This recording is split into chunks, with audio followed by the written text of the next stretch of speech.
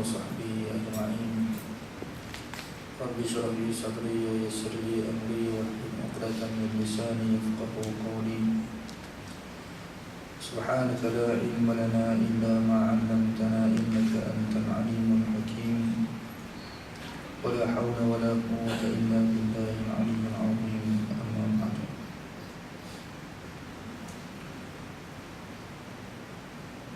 Sambungan suratul Baqarah. Tafsir surah Baqarah ayat 99 muka surat 15. Sambungan daripada kuliah kita sebelum ini yang telah kita berhenti pada ayat yang ke-98. Jadi kita sambung insyaAllah. Firman Allah Subhanahu wa ta'ala, a'udzubillahi minasyaitonir rajim.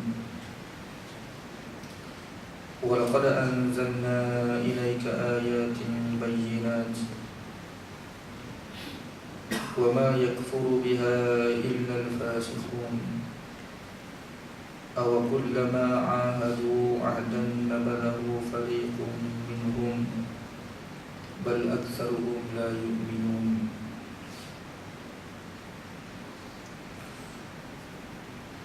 Walaqad anzalna, ayat 99 yang merupakan ayat tasliyah. 99 ayat 100. Satu ayat yang Allah Ta'ala turunkan untuk memujuk hati Nabi SAW, supaya Nabi SAW tidak bersedih di atas kedegilan golongan Yahudi untuk menerima ajaran yang dibawa oleh baginda. Jadi dalam ayat ke-99 Allah beritahu, wa laqad anzalna ilaika ayatin bayyinat, demi sesungguhnya kami telah menurunkan kepada engkau wahai Muhammad ayatin bayyinat, ayat-ayat yang jelas dan juga nyata. Ayat yang jelas dan nyata ni yakni dalil-dalil yang membuktikan kebenaran Nabi SAW. Sebab ayat dalam Quran ni ada 3 makna. Yang pertama, ayat dengan makna ayat Quran. Lafaz ayat yang digunakan oleh Allah Ta'ala dalam Quran memberikan kepada kita 3 makna. Yang pertama, ayat dengan makna ayat Quran. Ayat Quran yang kita baca, wahyu daripada Allah Subhanahu wa ta'ala. Yang kedua, ayat dengan makna dalil kudrat Allah yang Allah Ta'ala zahirkan kepada manusia, hamba-hamba dia, yang berada pada diri manusia itu sendiri, dan juga dalil-dalil kudrat Allah yang berada di luar daripada tubuh manusia, yang terbentang di hadapan mata manusia melalui kejadian-kejadian alam, juga disebut sebagai ayat di dalam Al-Quran Al-Karim. Sebab itulah apabila kita baca ayat-ayat yang menceritakan kudrat Allah, biasanya Allah Subhanahu wa ta'ala tersebut, inna fi dzalika laayat, sesungguhnya pada ciptaan yang sedemikian itu merupakan terdapat tanda-tanda dan juga bukti serta dalil di atas kebesaran Allah Subhanahu wa ta'ala. Yang ketiga, ayat dengan makna mukjizat. Ayat dengan makna mukjizat, mukjizat yang dibawa oleh nabi-nabi Allah Subhanahu wa ta'ala. Jadi walaupun dari sudut makna yang berbeza-beza, tetapi di antara makna yang kita sebut daripada 3 makna ini mempunyai kaitan di antara satu sama lain. Mana mempunyai makna perkongsian terhadap makna yang sama sebenarnya. Sebab daripada 3 ayat yang Allah Subhanahu wa ta'ala datangkan, 3 bentuk ayat daripada kalimah yang sama ni, iaitu untuk menunjukkan kebesaran Allah Subhanahu wa taala. Jadi semua ayat ini nak bawa manusia kepada Allah Subhanahu wa taala, kepada menerima Allah sebagai Tuhan, terima Allah Subhanahu wa taala sebagai pencipta sebenarnya, dan mentauhidkan Allah Subhanahu wa taala. Jadi kalau ayat melalui ayat Quran ke, ataupun ayat melalui mukjizat Nabi sallallahu alaihi wasallam, ataupun ayat melalui tanda-tanda turun Allah Subhanahu wa taala, semua ini ingin membawa manusia ini tunduk kepada Allah Subhanahu wa taala. Sebab itulah apabila manusia ini dapat memahami ayat-ayat seperti ini, mereka akan tunduk kepada Allah. Tapi kenapa terdapat manusia ini degil? Sebab mereka tidak mahu terima ayat, tidak mahu menerima dalil-dalil tentang kudrat Allah Subhanahu wa taala. Jadi di sini sebahagian ulama tafsir menyebut ayatin bayyinat. Ayat Allah Subhanahu wa taala ini jelas. Jelas ni maknanya apabila manusia tengok saja tidak keliru. Sebab itulah manusia yang apabila mereka menolak ajaran Nabi SAW bukan kerana mereka keliru, tidak. Termasuk golongan Yahudi ini, mereka menolak setelah mana ayat itu jelas. Mana bukti, sudah dibuktikan bahawa Nabi SAW ini benar merupakan Nabi Allah. Dan bagi golongan Yahudi, kita sudah tahu sebelum ini, mereka menolak Nabi itu bukan kerana jahil, tidak. Mereka tahu dan mereka dapat, sebab mereka orang alim, mereka dapat mengenali satu persatu Nabi SAW itu merupakan Nabi yang terakhir dan Nabi yang benar yang tersebut dalam kitab-kitab mereka. Jadi Allah Subhanahu wa taala perjelaskan perkara ini. Sebab tu Allah Taala sebut ayat yang bayyinat, ayat yang jelas. Dan sesiapa sahaja yang baca ayat Allah Subhanahu wa taala ini memang jelas, nampak. Tidak kira dalam perkara apa sekalipun. Dalam perkara nak membuktikan kebenaran Nabi SAW sebagai Rasul, jelas ayat Allah. Bagaimana seorang manusia yang buta huruf, yang tidak tahu membaca, tidak tahu menulis, boleh membaca ayat seperti ini? Tentu sekali ini bukan ayat rekaan Muhammad. Ini ayat daripada Allah Subhanahu wa taala, jelas, tidak keliru. Kalau Muhammad reka, macam mana dia reka? Ayat yang dia baca ini mengalahkan pensyair-pensyair Arab pada ketika itu. Pensyair Arab orang yang hebat dalam syair, dalam bahasa. Nak banding dengan Nabi SAW, Nabi bukan ahli bahasa. Bukan pakar bahasa. Maknanya nak banding dengan orang lain itu, orang lain lebih pakar lagi. Kenapa orang lain itu, mana pensyair-pensyair yang lain itu tidak boleh buat ayat seperti yang dibaca oleh Nabi SAW? Maknanya nak bagi tahu bahawasanya ayat yang dibaca oleh Nabi itu bukan ayat rekaan Nabi, bukan ayat rekaan Muhammad. Itu ayat daripada Allah. Apabila ayat daripada Allah, maka sabitlah Muhammad ini Rasul Allah, utusan Allah. Jadi setelah mana jelas kepada kamu melalui ayat Quran ini bahawa Muhammad ini merupakan Rasul Allah, kenapa tolak lagi? Mana mereka menolak bukan kerana tidak faham, bukan kerana tidak jelas, kerana pun degil semata-mata. Dan kita sudah tahu dah sifat Yahudi sebelum ni.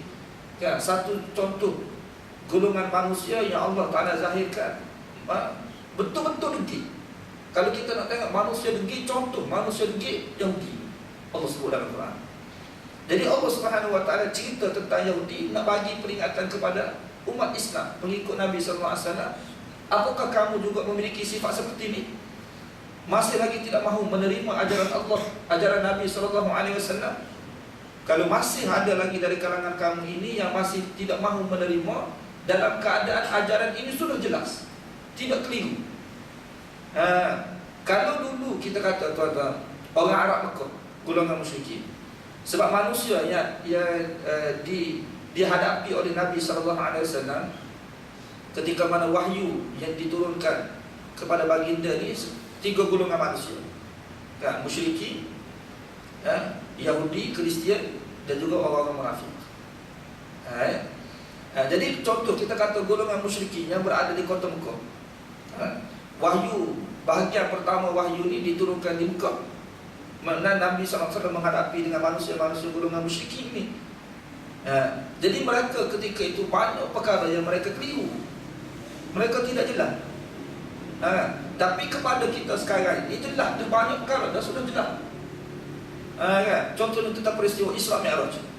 Tidak ada dah manusia ni ragu-ragu tentang peristiwa ini.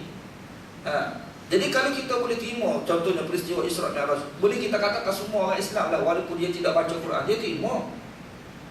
Dulu manusia memang tidak terima sebab keliru. Macam mana Muhammad cerita tu, tak masuk akal rasa. Wahyu Allah Subhanahu Wa Taala ni kan. Ya. Mana peristiwa Isra Mi'raj tu bagi mereka tak nak terima sebab tak pernah dengar cerita seperti itu. Tak apalah mereka kita sekarang ini. Jadi Isra Mi'raj kita terima. Hijrah Nabi, semua benda kita terima. Tapi kenapa ada perkara yang kita tidak terima? Patut bila kita terima perkara ni, kita terima juga lah perkara lain. Hak ni kita terima, patut bahagian ni kita tidak terima pula. Bahagian hukum Allah tak terima. Sebab apa? Tak sesuai. Hak lain kita terima, pelik. Sebab tu Allah Subhanahu Wa Taala sebut dalam ayat yang lain, kita sudah baca dah sebelum ni. Yahudi lah tu lagu tu.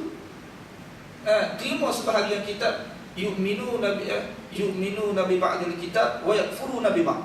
Mereka beriman sebahagian daripada kitab, kufur sebahagian kitab yang lain. Mana kalau beriman seperti itu, beriman cara Yahudi.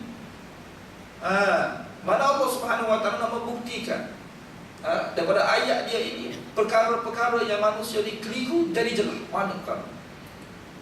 Sebab tu tuan-tuan, memang sifat ayat Allah Subhanahu Wa Taala ini tidak kira lah daripada sifat daripada ayat Quran ini ataupun ayat qudrat ataupun ayat mukjizat, semuanya jelas. Jelas. Sehingga manusia ni apabila dia baca Quran, banyak perkara akan diberikan kepada dia ini suatu penjelasan tentang akidah, contohnya tentang akhirat, tentang kiamat, tentang hari kebangkitan. Yang manusia dulu tak percaya langsung apabila dia baca ayat Allah Subhanahu Wa Taala dengan terang, jelas. Kalau kita lain mungkin tidak. Tapi Al-Quran ini suatu penjelasan yang cukup terang, cukup jelas. Agama Allah Subhanahu Wa Taala sendiri itu jelas melalui Quran. Tapi bila kita tidak baca Quran, banyak kali kita keliru dalam agama Allah Subhanahu Wa Taala.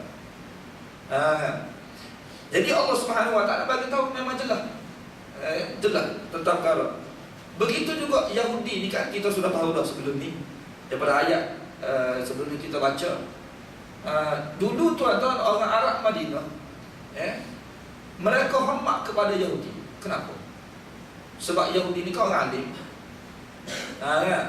dan banyak mengajar kepada mereka perkara-perkara yang mereka tidak tahu daripada agama ni, berita-berita yang mereka tidak pernah dengar. Jadi disampaikan oleh golongan Yahudi kepada mereka. Tiba-tiba Allah Subhanahu Wa Taala perjelaskan pada mereka tentang sifat golongan Yahudi itu sendiri. Jadi terang kepada sahabat-sahabat, gini rupanya Yahudi yang kita duduk sanjung-sanjung ni. Sebab itulah daripada maksud ayat Al-Quran ini yang Allah Subhanahu Wa Taala yang Allah Subhanahu Wa Taala turunkan kepada kita, nak menghilangkan ta'zim, sifat ta'zim, ada sifat mengagungkan, mengagungkan dan juga mengagungkan, membesarkan pokok Yahudi itu. Kalau Allah Ta'ala tidak cerita ni tuan-tuan, boleh jadi semua manusia ini tu besar tu golongan-golongan Yahudi.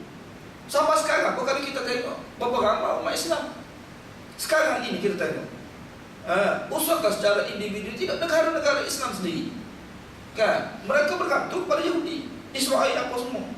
Kalau kita kata orang bukan Islam, negara bukan Islam, mana siapa dah dia bukan Islam, duk gantung dengan Yahudi. Masalah ada daripada negara Islam seperti itu. Sebab mereka tidak jelas. Mereka tengok Yahudi ni hebat, tengok menguasai ekonomi, menguasai itu, menguasai ini. Dia keliru. Sedangkan perkara ini sudah ada penjelasan. Cuma mereka tidak baca Quran. Apabila kita baca saja Quran, dan Allah Ta'ala cerita kepada kita tentang golongan Yahudi seperti ini, akan timbul dalam hati kita ini tidak suka pada mereka, pokok ni, pokok Yahudi ni. Dan kita pun tidak berasa hebat pun dengan mereka tu. Walaupun kita kata negara-negara lain, manusia-manusia lain berasa mereka ni hebat sangat kan? Mereka sebab mereka tidak tahu. Kita jelas satu persatu. Allah Subhanahu Wa Taala menerangkan kepada kita sifat-sifat Yahudi ini. Contoh sifat yang Allah Ta'ala benci ada pada manusia.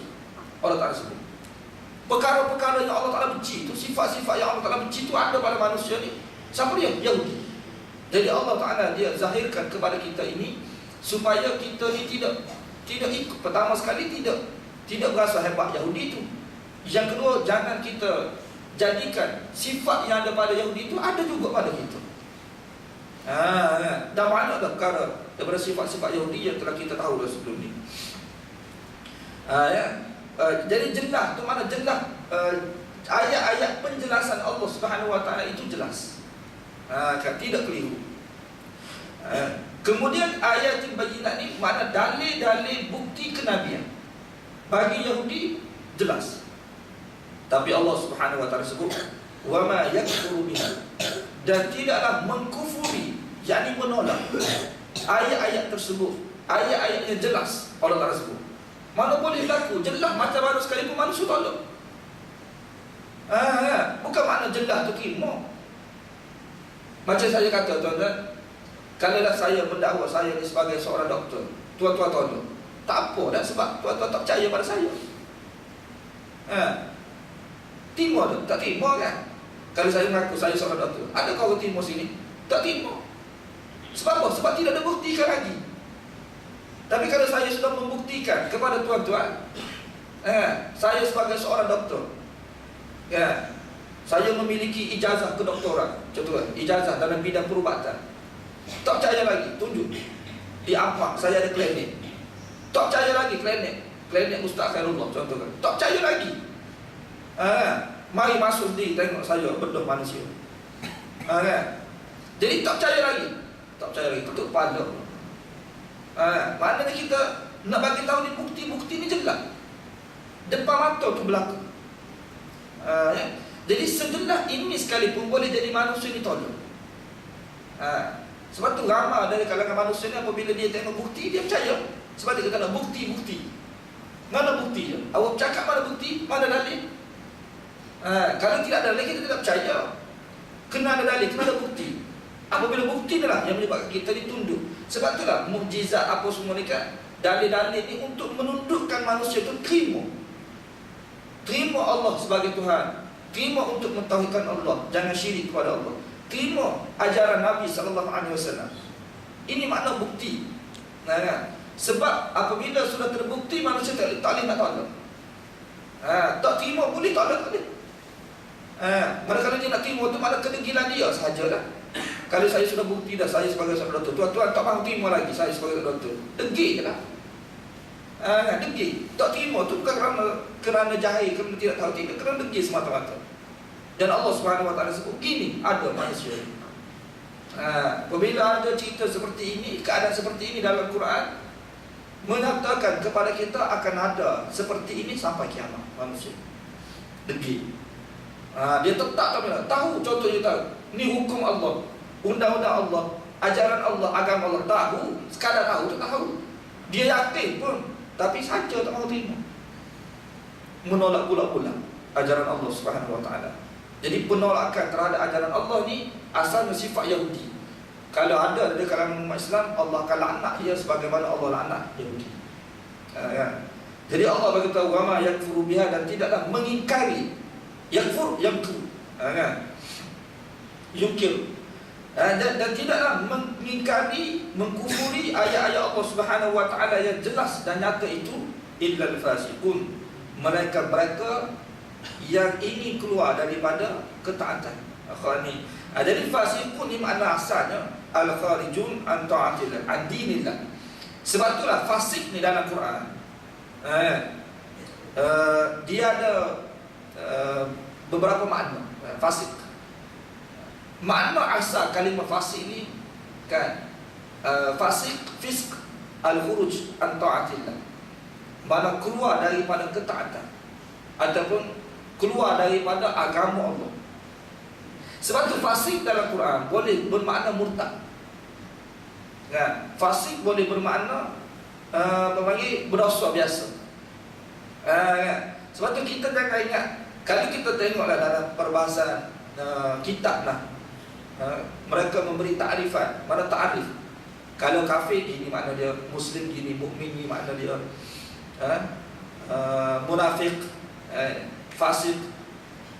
Jadi ada makna-makna tertentu dari sudut kalimah tu sendiri digunakan. Tapi apabila kita tengok secara keseluruhan dalam Quran ini tidak gitu. Allah Subhanahu wa taala guna kalimah fasik sendiri ni.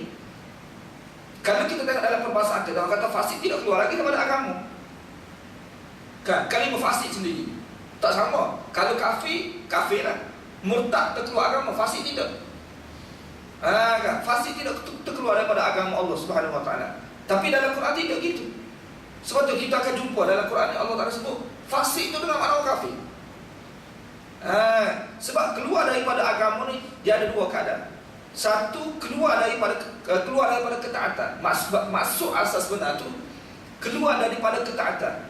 Jadi mana orang tidak patuh. Jadi tidak patuh tidak mesti jadi kafir. Kalau tidak patuh, orang yang tidak solat contohnya, tidak solat, tidak puasa. Sebab itulah mereka tidak kata orang kafir kalau orang tidak solat. Dia sebut fasik saja. Lepas tu jadi keluar agama. Tidak keluar agama. Tapi dalam Quran tidak gitu. Sebab tu fasik ni boleh jadi makna pertama sekali tuan-tuan, keluar daripada kepatuhan dari sudut akidah. Kan? Maknanya Allah Subhanahu wa taala perintah dia untuk mentauhidkan Allah, dia tidak mentauhidkan Allah. Jadi syirik. Kan? Jadi syirik, jadi fasik dengan mana syirik. Kalau dia tidak terima kalimah la ilaha illallah itu sendiri, jadi kafir. Ataupun tidak terima Muhammadur Rasulullah. Sepatutnya dia terima, dia tak terima, kafir tu. Jadi walaupun Allah Taala sebut fasik, tapi dengan mana kafir? Minhumul mu'minun wa aktsaruhumul fasiqun. Kan? Sebahagian daripada mereka ini beriman dan sebahagian besar daripada kebanyakan mereka itu fasik. Jadi ayat muqabil, ayat mukmin itu dengan fasik itu maknanya boleh kafir. Sebab apa? Mereka tolak Nabi SAW. Tolak Nabi itu walaupun Allah Taala sebut fasik, tapi tolak dari sudut akidah sendiri pun jadi kafir. Tolak Nabi SAW, tak terima Muhammadur Rasulullah. Jadi dua makna. Sekurang-kurangnya fasik dengan makna tidak terkeluar daripada agama tapi dia dosa. Jadi juga fasik sehingga dia terkeluar daripada agama Allah tu dari sudut akidah tu sekali. Makna dia tidak tolak tak boleh tolak akidah. Kalau macam ginilah contohnya contoh kan. Kalau dia tidak solat, dari sudut kita tengok asal orang tidak solat tu fasik lah kiranya. Tapi kalau dia tidak solat kerana dia menolak hukum wajib solat, jadi kafir, murtad.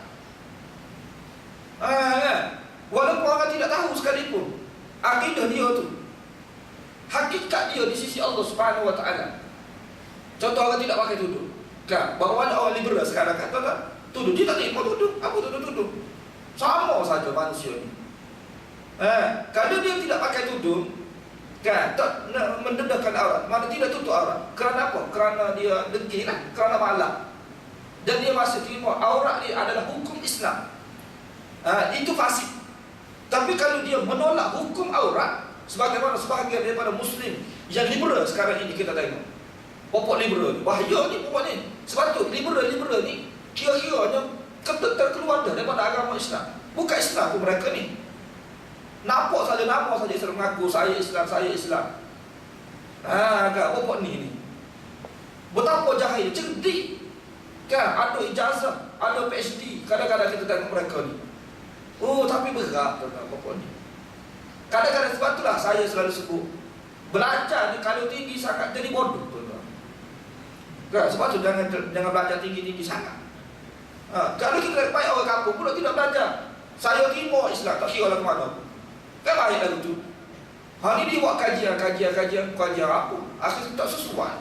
Nak pakai tudung apa semua, tak sesuai. Apa tudung? Ada apa-apa? Dia tidak reti agama Allah tu sampai ke tahap tu mereka ni. Orang cerdik pandai buat kajian. Jadi kalau menolak hukum aurat ni kerana tolak, tak terima, jadi kafir, murtad pokok ni.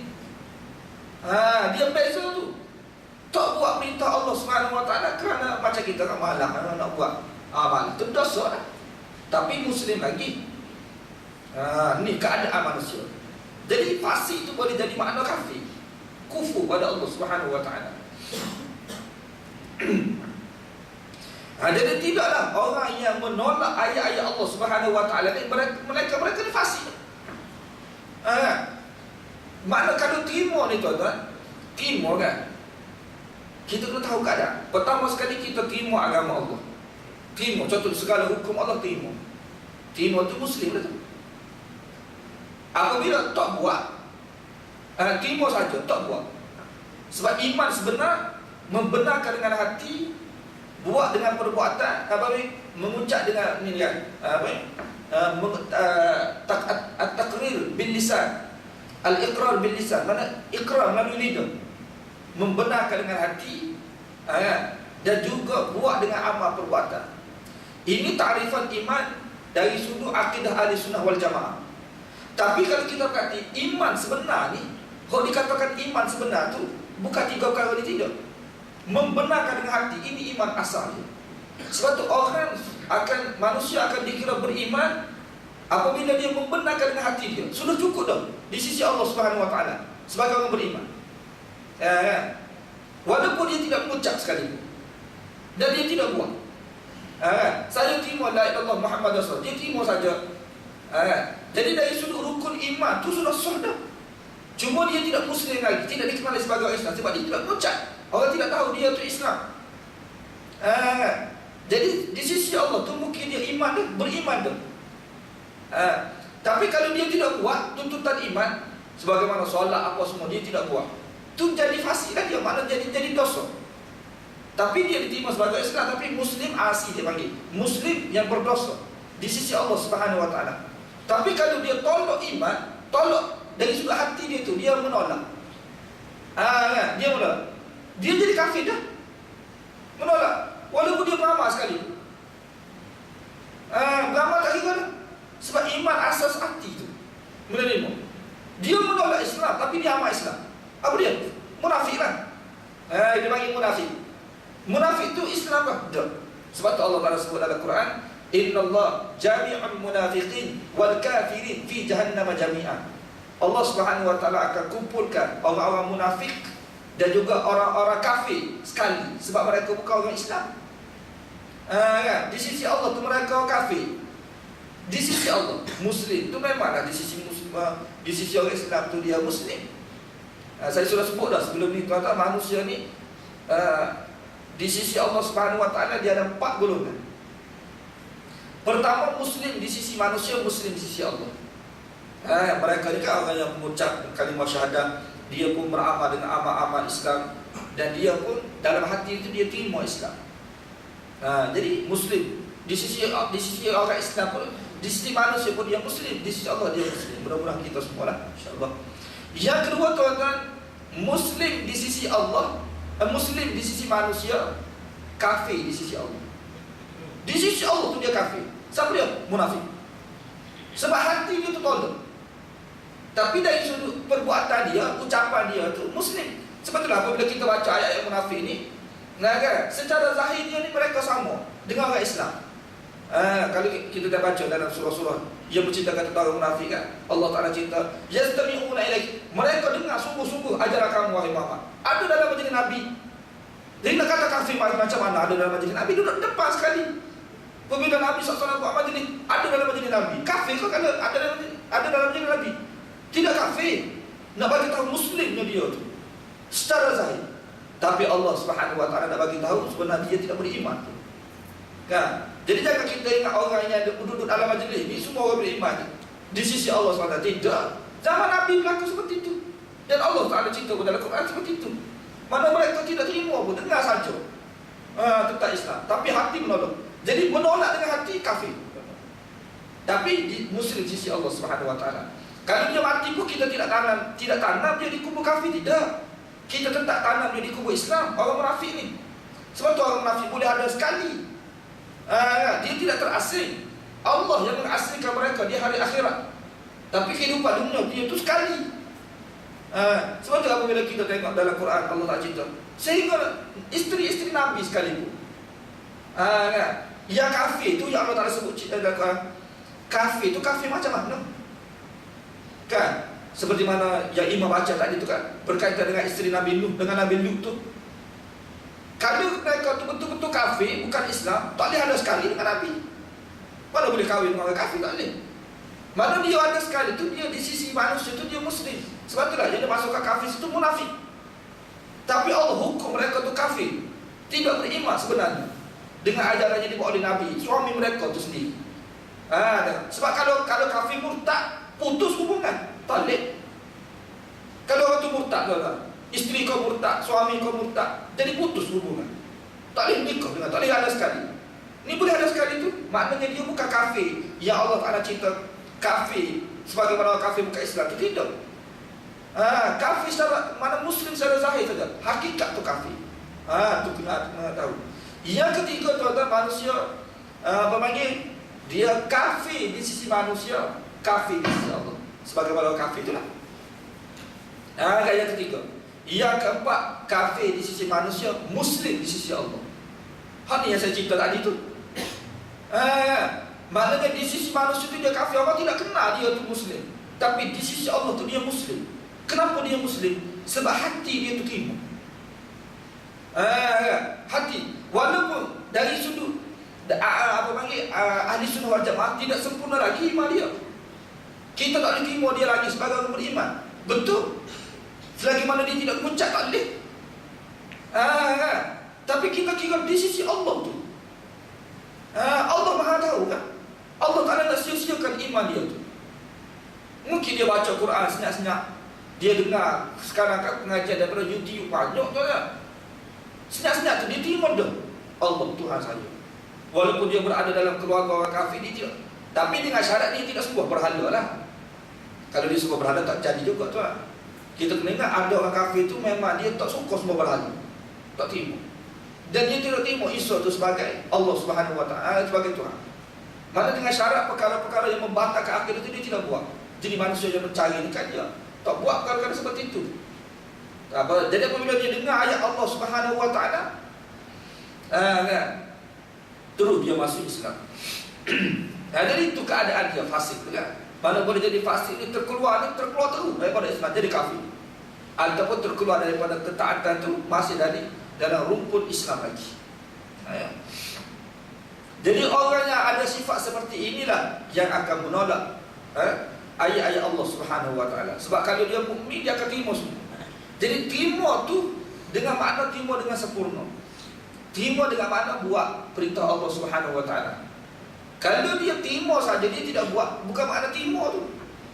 Kan? Seperti mana seorang isteri, apabila dia terima suami dia tu sebagai suami dia, maka maksud daripada penerimaan tu dia kena patuh pada suami dia. Kalau dia kata dia terima saja, tak patuh pada suami, bukan makna terima sebenarnya. Jadi dosa jugalah. Ini suami saya. Apabila dia sudah buat pengakuan suami dia, ini suami saya, jadi patutkan dia kata memang tidak utuh hubungan dia kalau dia derhaka pada suami sekalipun, selagi mana suami itu tidak lafaz cerai ataupun tidak difasahkan dia, tidak utuh, tetap isteri, cuma dosa. Maka tidak sempurna. Islam yang tidak sempurna apabila tidak mematuhi perintah-perintah Allah Subhanahu Wa Taala. Jadi kalau kita tak patuh kepada perintah Allah, tidak solat, dan kita terima Islam, kita saya sebagai orang Islam, Allah sebagai Tuhan saya, Nabi Muhammad itu sebagai Nabi saya, kira-kira Muslim lah. Tapi Muslim seperti itu tak yang kita nak. Muslim yang dosa kita nak. Sebab kalau dalam Quran ni Allah Ta'ala cerita kan, kau masuk neraka tu bukan orang kafir saja. Mana Muslim neraka ni pun masuk neraka, tetap masuk neraka. Bukan semata-mata Muslim tu dia masuk syurga dah, tidak. Dia masuk syurga tu setelah mana masuk neraka. Neraka dulu tempat dia. Kalau Allah Subhanahu Wa Taala tidak ampunkan dosa dia, kalau Allah tak ampunkan dosa dia tu, itulah yang cerita. Kemudian Allah Subhanahu Wa Taala sebut dalam ayat tersebutnya, awakullama ahadu ahdan. Ini yang kita sebut ayat tasriyah untuk Nabi SAW ni. Nak bagi tahu kepada Nabi, sebab Nabi SAW ni, saya sudah sebut dah sebelum ni, antara sifat Nabi SAW ni sifat harisun bin mu'mini. Harisun, haris Allah sebut. Haris ni maknanya satu dengan makna menjaga, yang kedua haris dengan makna dia nak sangat kan manusia diterima Islam. Tamak tamu. Mana Islam ni Nabi SAW nak kalau boleh manusia timur semua. Tu Islam, sifat tu. Sifat nak manusia masuk Islam. Jadi tuan-tuan, apabila ada manusia ni kan, sama ada Yahudi ke ataupun golongan musyriki tidak terima Islam, Nabi sedih sangat. Dan kesedihan Nabi ni memang Allah Ta'ala cerita dalam Quran, sehingga Nabi nak musnahkan dirinya sendiri. Manusia apabila dia terlampau sedih, gitu jadi dia. Fala'allaka baqi'un nafsaka ala atharihim illam yu'minu bihadzal hadisi asafa. Ya, barangkali engkau wahai Muhammad ingin membunuh diri kamu sendiri, memusnahkan diri kamu sendiri. Tengok Allah Ta'ala. Ya, kerana mereka tidak berimannya mereka, kerana sedih apabila mereka ini tidak beriman. Sedihnya kamu kerana mereka itu tidak beriman kan, dengan ajaran yang kamu bawa. Itu sifat Nabi SAW. Jadi tuan-tuan, sebab apa? Tuan-tuan, manusia dia tidak sedar, tapi Nabi SAW sedar. Nabi tahu, Nabi faham Islam. Manusia tolak Islam, dia tak berasa apa, tak berasa apa-apa lah. Tapi Nabi SAW nampak kalau mereka tolak Islam, mereka akan musnah di hari akhirat. Mereka akan binasa. Kan? Tolak wahyu ni. Kita akan jumpa ayat Quran Allah Ta'ala sebut dalam Quran ni, apabila manusia menolak wahyu Allah, dia tolak saja wahyu Allah, binasa dia. Kadang-kadang kita ni, contoh kan, saya bagi tahu, apabila orang tawarkan kepada kita satu pelaburan untuk kita melabur, kita kata saya tak mahu melabur. Sebab apa? Sebab saya dah melabur tempat lain, ataupun saya nak buat pelaburan lain. Jadi kita tolak satu pelaburan ni untuk kita terima, untuk kita ambil pelaburan yang lain. Tak apa gitu, tetap memberikan keuntungan kepada kita. Mungkin bagi kita tengok ni dividen tidak banyak-banyak pelaburan ni kan? Sebab tu kita tak mahu terima. Kita tolak ni makna kita nak terima pelaburan lain. Mana ada lagi pelaburan yang mungkin lebih baik bagi kita, bagi orang lain tidak, bagi kita sendiri menilai seperti itu. Patut Islam gitu lah. Manakala kita tolak Islam, tak apa, sebab kita boleh terima ajaran lain. Dua-dua pun selamat kan? Boleh kan gitu? Tak boleh. Allah Subhanahu Wa Taala sebut dalam Quran, mereka tolak saja wahyu ni, binasa dah. Tolak, tak terima lagi ajaran lain. Kan? Macam contoh orang murtad ni, orang Islam kan? Dia tak mahu terima Islam. Jadi tak mahu terima Islam ni makna binasa dah dia tu. Tak semestinya dia ikut ajaran. Kalau ikut ajaran lain, berat lagi. Ikut Kristian, ikut Buddha, ikut Hindu, lagi berat tu. Kalau dia tidak ikut sekalipun, kan? Kristian pun dia tidak ikut, Buddha pun dia tidak, Hindu pun dia tidak ikut, kan? Islam pun dia tidak ikut.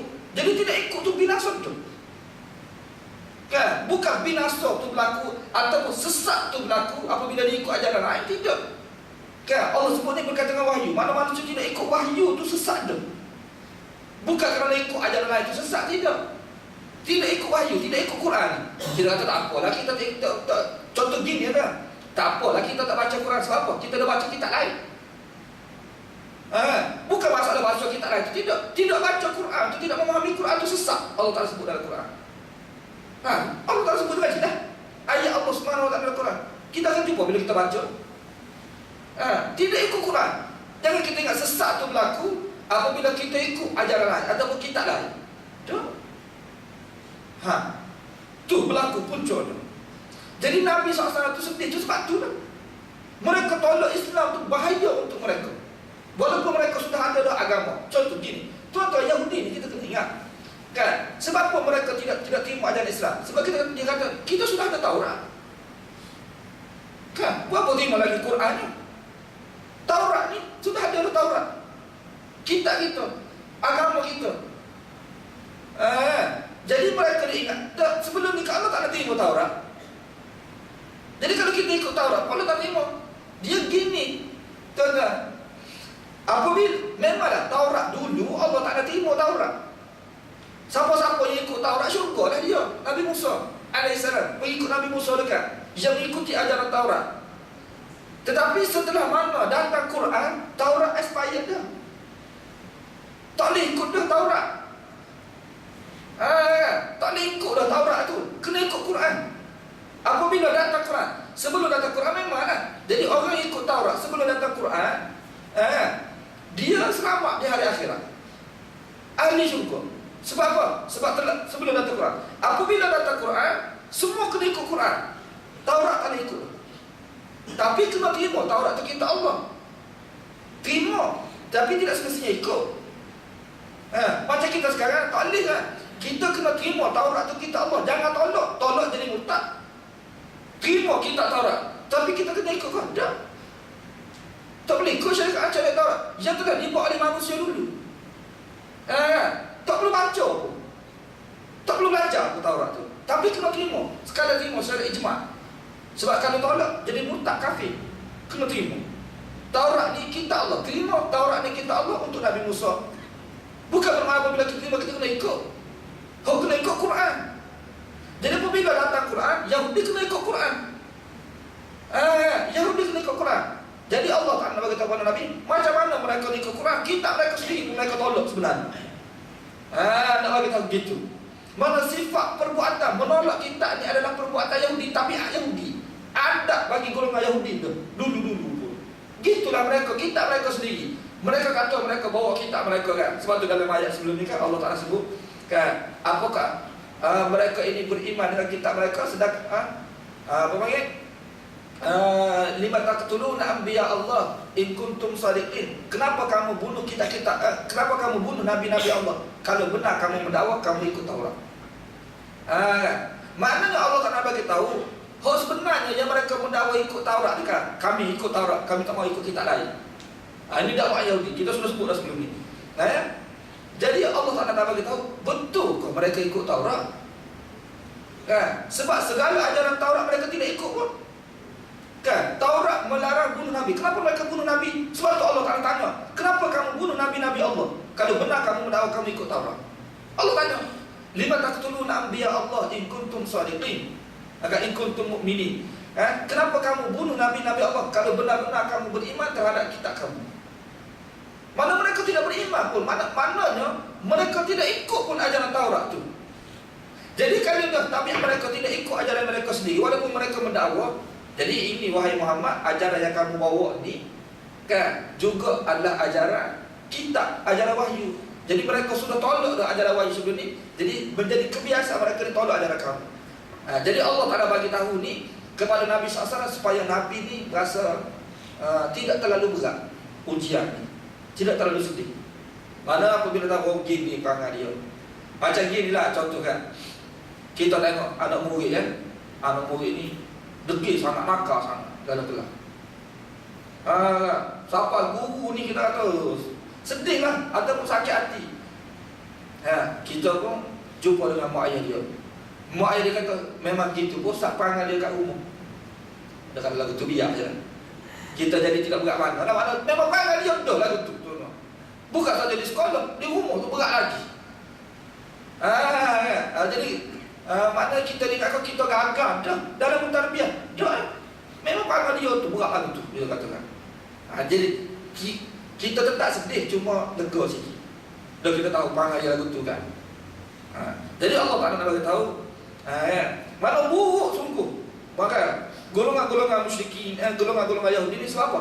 Kullama ahadu ahdan. Setiap kali, kullama mana setiap kali mereka mengikat perjanjian dengan Allah Subhanahu Wa Ta'ala terhadap perjanjian. Sebab dulu kita bagi kitab perjanjian. Sebab tu Allah Ta'ala sebut perjanjian. Dan memanglah kitab ni merupakan perjanjian hamba dengan Tuhan. Kan? Kita sendiri pun, cuma kita tidak sebutlah kitab perjanjian. Kan? Walaupun sebenarnya kitab Allah ni kitab perjanjian dah. Kita dengan Allah Subhanahu Wa Ta'ala ni terikat dah dengan perjanjian melalui kitab ni. Sebab tu dalam Quran Allah Subhanahu Wa Ta'ala kan dia sebut Allah akan tunaikan janji dia. Ini janji dia. Sebab apa? Janji dia bila tu? Dunia dulu lah. Ya Allah Ta'ala janji nak bagi syurga kepada orang beriman dan beramal soleh. Kita sekarang ni pun sebab kita duduk ikat, kita duduk tunaikan perjanjian kita dengan Allah ni lah. Sebab apa? Kita berjanji dengan Allah kan nak patuh. Apabila patuh dapat syurga, itu perjanjian kita. Sebab tu Allah Ta'ala bagi tahu dalam Quran, aufu bi ahdi, ufi bi ahdikum. kamu tunaikan perjanjian kamu dengan aku. Aku akan tunaikan perjanjian aku dengan kamu. Malah kita nak dapat syurga tu kena tunai dulu perjanjian kita tu.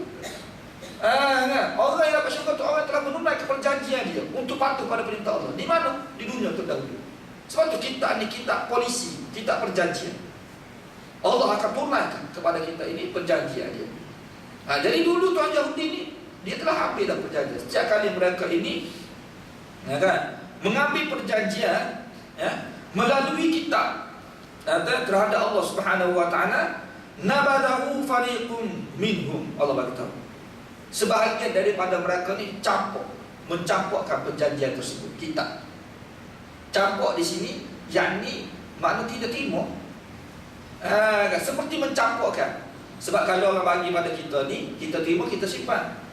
Apabila kita terima satu perkara, kita campur di mana dia terima tu, cuma dia campur.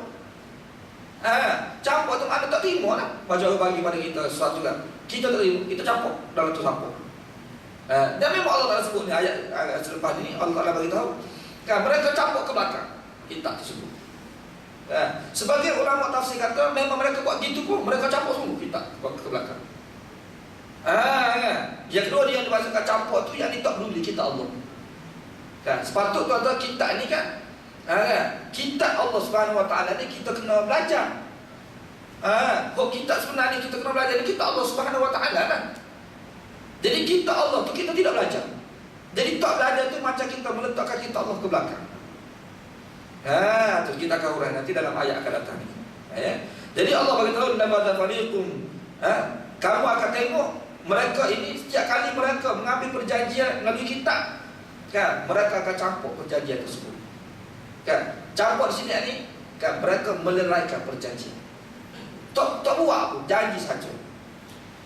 Setakat kalau nak kira berjanji tu kuatlah mereka berjanji, tapi ikutkan perjanjian tak. Ni perbuatan Yahudi Allah Ta'ala sebut. Kenapa mereka buat seperti itu? Bal aksaruhum la yu'minun, bahkan mereka ini kebanyakan mereka Allah Ta'ala sebut. Kan? Sebab itulah satu perkara yang saya selalu sebut, Yahudi ini bukan makna keseluruhan, tidak. Ada dari kalangan mereka ni yang beriman. Cuma Allah Ta'ala sebut dalam Quran kebanyakan mereka. Jadi kebanyakan mereka tu, ya Allah Ta'ala sebut sebahagian tu bukan 50-50 dah. Kan? Mungkin kita boleh kata 80% ni ikut jenis derhaka. Hanya 20% ada sikit saja. Kalau zaman Nabi SAW, ulama tafsir kata tidak lebih 10 orang Yahudi yang beriman terhadap Nabi SAW, yang termasuk Abdullah bin Salam tu tidak lebih pada 10 orang. Dan ada mereka tidak lebih daripada 20 orang. Sikit lah maknanya. Yang beriman dengan Nabi SAW, yang ikut ajaran Nabi. Banyak ramai-ramai menolak ajaran Nabi SAW.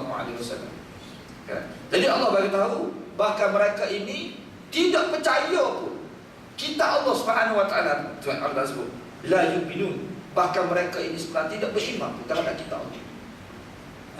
Habis dakwaan mereka sebelum ni, yang mereka kata kami beriman kitab Taurat saja. Bohong lah. Sebab iman ni Allah Ta'ala tidak terima dengan lidah saja. Kalau kamu kata kamu beriman dengan kitab, seluruh ajaran kitab kamu kena buat. Kamu kata saja kami beriman dengan kitab, ajaran kitab tak buat, bohong lah, tak beriman sebenarnya. Kan, sebab tu Allah Ta'ala pernah tegur seorang Arabi, dia kata amanna, kami beriman, walakin qulu aslamna, kamu jangan kata kamu beriman, kata Islam dulu. Sebab Islam kalau sekadar mengucap tu sudah sah dah Islam. Tapi kalau betul-betul nak kata orang beriman tu sekadar mengucap tak boleh lagi. Kena buat dulu tuntutan iman, baru layak dikatakan kami ni beriman. Seorang polis tuan-tuan, sekadar dia pakai baju polis, tidak kata polis lagi. Dia kena buat kerja polis tu dulu.